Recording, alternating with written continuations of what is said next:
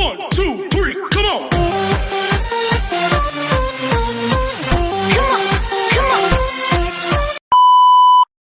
Hello beautiful people! Welcome back to my channel. This is your Mama Sam. Hola mga amigo, amiga, kumare at kumpare. Kamusta kayong lahat? Sana lahat po kayo ay okay at safe ngayong araw na ito. At syempre, kung ako naman ang tatanungin nyo, nakikita naman ninyo ang beauty ng Mama Sam ninyo, fresh overload pa rin, di ba? Ganyan talaga kapag umiinom ka ng maraming vitamin C, plus kumakain ka ng maraming banana. Dahil sa banana, mas nakakaloka ang ganda ng Mama Sam ninyo. Charot! So, kamusta naman kayong lahat? Sana lahat po kayo ay okay na okay ngayong araw ng Thursday. So, happy Thursday sa atin lahat ng bonggang-bongga. At hindi lang yan, syempre. Gusto ko rin magpasalamat sa walang sawang tumatangkilik dito sa Mama Sam Vlog. Araw-araw, lagi-lagi. Maraming salamat po sa pagmamahal at support na binibigay ninyo. At saka syempre sa mga makasolid na Mama Sam dyan na laging tumututok. Maraming salamat guys sa inyong lahat. Syempre marami akong hatid na chika na talaga naman, oh my gosh, magtataas ang kilay ninyo ng bonggang-bongga sa mga pag-uusapan natin ngayon. Kaya guys, wag na nating patagalin ang ating mga chika. So para sa una nating chika, eto nga, nako, pinag-uusapan talaga ngayon ng mainit na mainit ang ating Miss Grand. Yes, Miss Grand Philippines na Miss Grand International na si Emma Tiglao na nasa Hong Kong, kung saan naman ay talaga naman bonggang-bongga sa kanyang red outfit. Anong chika mo dito, Mama Sam? Ang chika ko dyan ay bongga talaga dahil napakaswerte ng ating Reyna na talagang, alam mo yon, nagsisimula na ang kanyang mga imbitasyon mula sa iba't ibang panig ng mundo. At syempre, excited ako dahil ayun nga, syempre makikita pa natin siya sa pagpunta niya sa UK, sa Latin America, at kung saan-saan pa. So, I'm happy for Emma Tiglao. At ayun, nai-enjoy niya na ang kanyang pagiging reigning bilang Miss Grand International 2025. And looking forward pa ako sa mga eksena at ganap niya. Kaya yan ang abangan natin kay Emma Tiglao. So, congratulations, Emma. At para naman sa sumunod nating chika, eto nga, my gosh, nako, mainit din na pinag-uusapan sa social media. Syempre, ang laban ng ating Miss Eco International na handang-handa na. Dahil ito na nga ay magkukumpit next month. Ito ay wala nang iba kundi si Miss Gabi. Yes, si Dr. Gabi.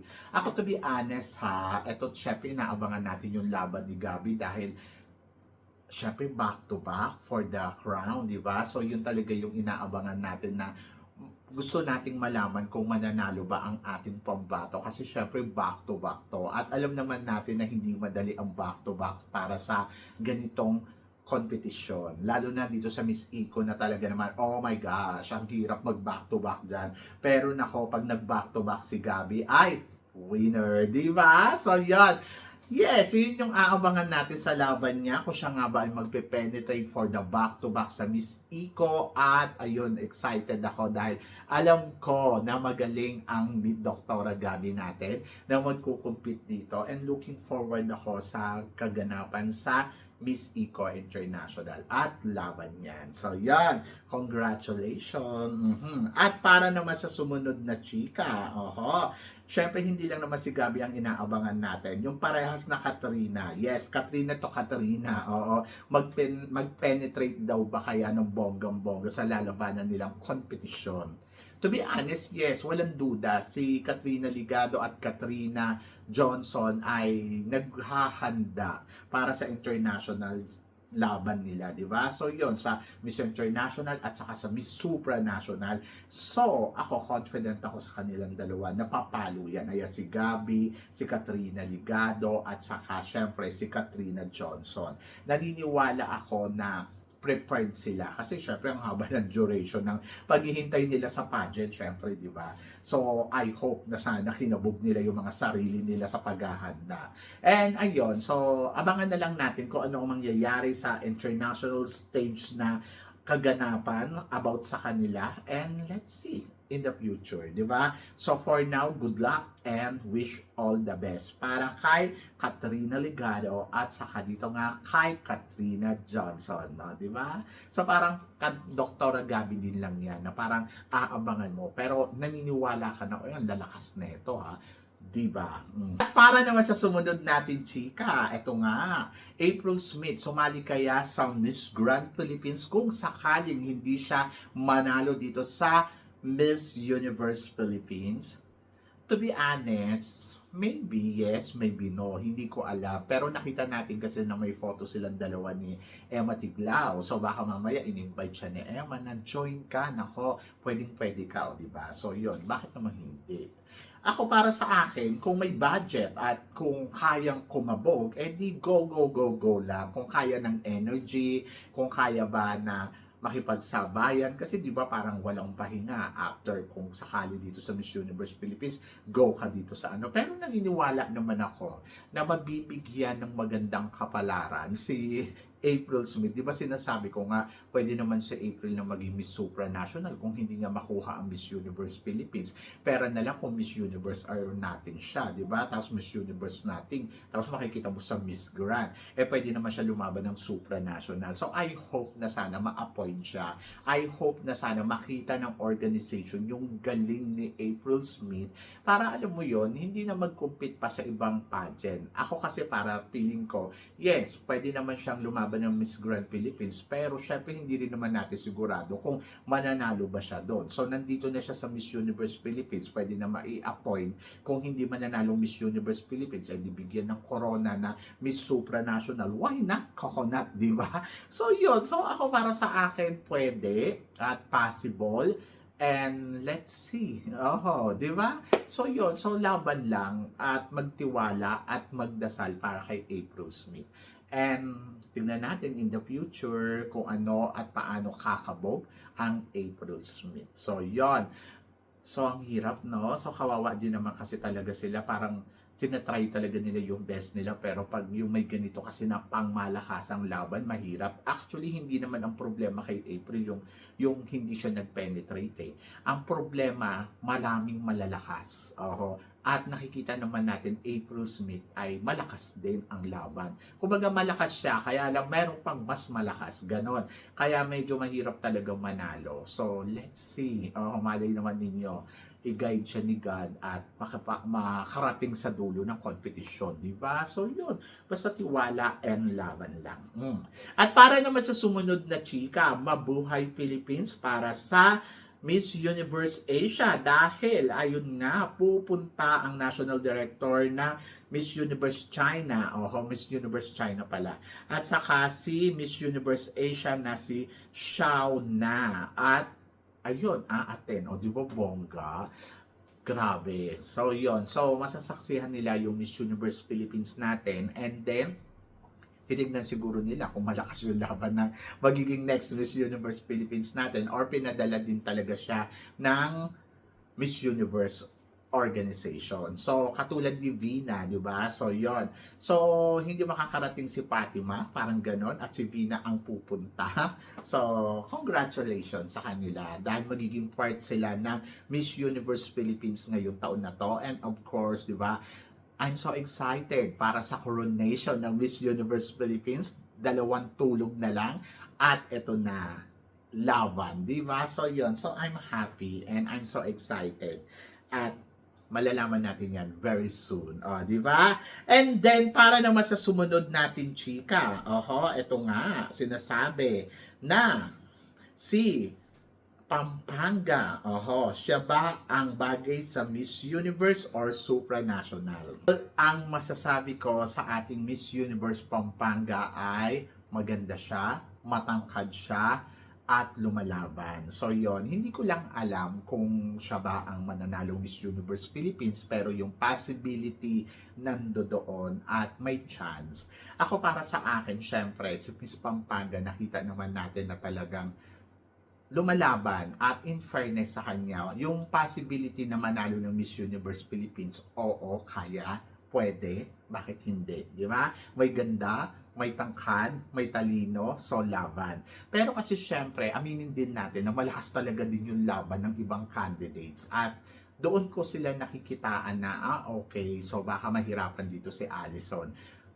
But, kung hindi man siyang mananalong Miss Universe Philippines, gusto ko siyang maging supranational talaga. To be honest, isa siya sa mga gusto ko. Kasi sa April, pwede din naman. Si Allison, pwede. Kung tatanggapin niya talaga yung offer na to, magiging mas malakas yung laban at yung suporta ng Pilipino sa kanya pagdating sa Miss Supranational. And I hope na sana ganun ang mangyari.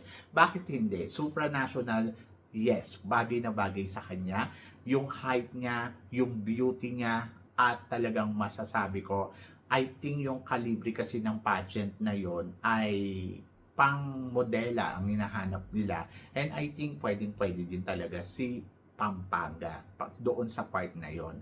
And then dito sa Miss Universe Philippines, alamin natin kung sino man nanalo sa May 2, kung siya ba or ibang kandidata. But wish all the best para kay Pampanga. And of course, good luck sa magiging journey niya sa pagtatapos ng Miss Universe Philippines. Looking forward ako dyan. At para naman sa sumunod na chika, Nicole Borromeo, mahina nga ba ang laban para sa kompetisyon ng Miss Universe Philippines? Nakikitaan mo ba na siya ang mag-uuwi ng corona ngayong taon na to?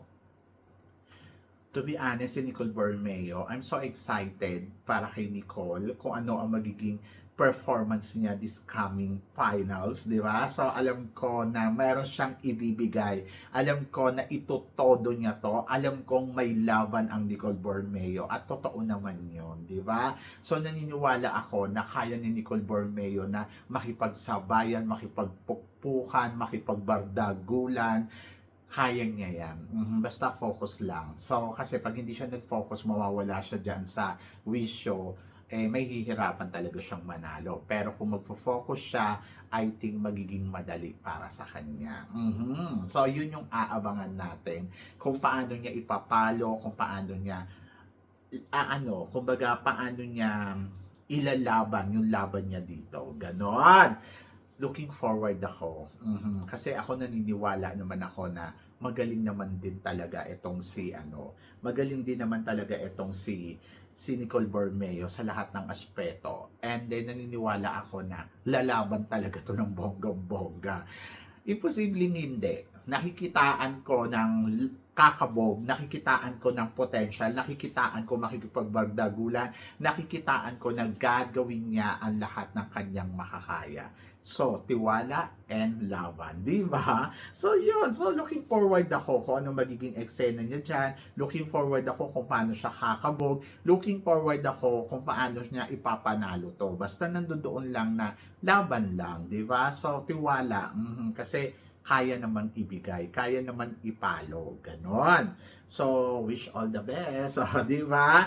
At para naman sa sumunod na chika, eto na nga, syempre Kevin, si Kevin ng dating Miss International Indonesia, sabing ganon.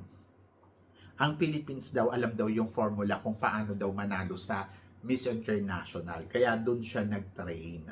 So, anong chika natin dyan? The winner is Indonesia. Di ba? Ako para sa akin, siguro na pag-aralan na natin ang formula kung paano ba manalo sa Miss International, ano ba yung mga dapat gawin na galawan, ano ba yung mga dapat natin ipadala. Diyan nga tayo bihasae. So, nakukuha natin yung tamang formula, nakukuha natin yung tamang galawan ng mga girls at naniniwala tayo na yes. Ang mga girls na lumalaban sa Miss International ay nakukuha natin yung formula. Kaya yes, tama yung ginawa niyo nung nag-train siya sa Pilipinas at tingnan naman ninyo yung resulta. Nanalo siya ng Miss International. Siguro naman hindi naman siya mananalo kung hindi siya naturuan ng maayos, di ba? So yun, at least kaya niya i-recommend ang KF Cam pagdating sa Miss International. So, yon. So, laban. Pero eto, lalaban daw. Nako, nakakaloka to. Ang pambato ng Myanmar sa Miss Cosmo. Talaga daw naghahanda na. Possible daw kaya na sila ang maging next Miss Cosmo? Possible, yes. Totoo. Kaya nila. Bakit hindi? Nung nakaraan nga, naka-top 5 sila. Naloka tayo, di ba? So, ako kasi, depende yan sa paghahanda. Pero alam ko kasi itong babaeng to, kung paano din siyang maghanda, kung paano siya gumalaw, kung paano siya umiksena.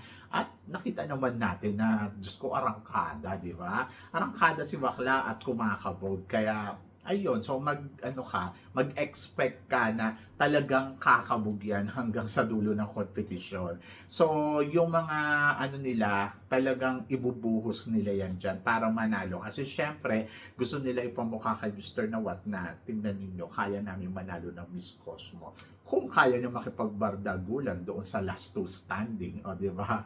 So, ngayon pa lang, sauluhin niya na kung ano yung mga sasabihin niya, parang may ibubuga siya doon sa finale ng Miss Cosmo na, alam mo yun, yung debate.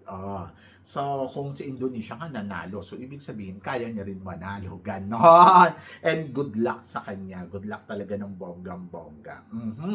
And then, para sa sumunod nating chika, eto nga, pinag-uusapan din ngayon ng bonggang-bongga. Possible last two standing. Siyempre, Taguig and La Union sa competition ng Miss Universe Philippines. To be honest, pag tumingin kasi sa mga prediction, sila yung last two standing, di ba? To be honest, yes, kaya. Bakit hindi? Oo, di ba? So, kayang-kaya nila na, alam mo yon, mag-penetrate ng bonggang-bongga. Kayang-kaya nila na magtapat sa dulo ng competition. So, parang feeling ko magtatapos ang Miss Universe Philippines na silang dalawa ang magdidebate. Pero ang tanong, may last two standing nga ba? Di ba? Kasi hindi natin alam. Kasi nga, di ba, sinasabi nila top 7. Nung nakaraan taon, di ba, ang top 7 ay ganun yung ginawa nila. Tapos biglang tinawag na the winner is, ayun nga, si Atisa, di ba?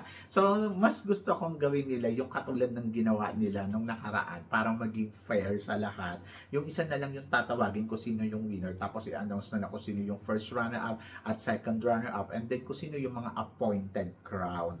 So, ayun na lang yung gusto kong mangyari. Kasi, di ba, parang fair, hindi mo sasabihin na natalo siya, ganito. Kumbaga parang laban, di ba? So so ako para sa akin, yes, nakikitaan ko malakas si Taguig at kaya niyang mag-penetrate doon hanggang sa dulo. So hindi mo man siya makikita na mag-top, pero nakikita ko naman na pwede talaga na mag-last two standing. And then, ayun, so parang feeling ko, totoo malakas si Taguig no? So, possible din naman na hindi siya makarating sa dulo dahil pwede tayong ma-surprise, di ba? Kasi pwede din mag-last two standing si Pampanga at saka si La Union. So, let's see. Pero yung possibility kasi na silang dalawa ni La Union at saka ni Taguig ang matira, pwede. Kasi nakikita kong malakas kumuda, magaling kumuda, etong si Taguig, kaya niya mag-penetrate talaga sa communication skills. But depende na yan sa magiging laro ng sitwasyon. And then, of course, ayan, si La Union, maraming nagsasabi na siya nga daw ang magiging next Miss Universe Philippines. Ayan na sinasabi na the winner is La Union. Ayun ang labas sa mga prediction ngayon.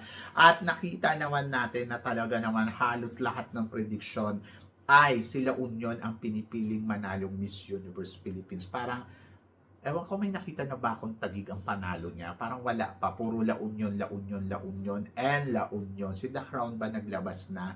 So, yon. So, parang sila Union talaga yung napipisel ng sambayan ng Pilipino na manalo ng Miss Universe Philippines. Yung pinaniniwalaan nila, lalo na sa mga pageant vlogger na katulad ko. Kasi naman, nakikitaan naman din talaga ng full package sila Union at wala naman akong masabi doon, kundi winner na, o di ba? So ganon, depende na lang yan sa magiging resulta. Syempre abangan nyo rin ang final prediction ko na ilalabas ko bukas. Bukas na ako maglalabas ng final prediction. Hayaan na muna natin sila maglabas. Ako ay pinali. Iniisip ko pa kasi kung sino yung number 1, sino yung number 2, sino yung number 3 hanggang sa 10. Ganon. Pero bukas malalaman ninyo, di ba? So yun, so I'm so excited sa magiging resulta ng Miss Universe Philippines. So let's see kung sila Union nga ba ang susunod na reyna ng Miss Universe Philippines. Pero ikaw ang tatanungin ko, anong masasabi mo dito sa mga pinag-uusapan natin ngayon? So i-comment below mo yan para at least malaman ko naman kung ano naman ang chika mo sa mga tinatalakay natin. Syempre maraming pong salamat sa inyong lahat sa support at pagmamahal na binibigay ninyo syempre dito sa channel ko. Sa mga hindi pa nakaka-follow o nakaka-subscribe, ano pang hinihintay mo? Please don't forget to click like and subscribe my channel at i-click nyo na rin po ang notification bell to more updated. Syempre sa aking mga chika, sabi ng ganon, always keep smiling and laban lang. So guys, hanggang dito na lang. Hanggang sa muli nating chikahan. See you tomorrow. Thank you guys.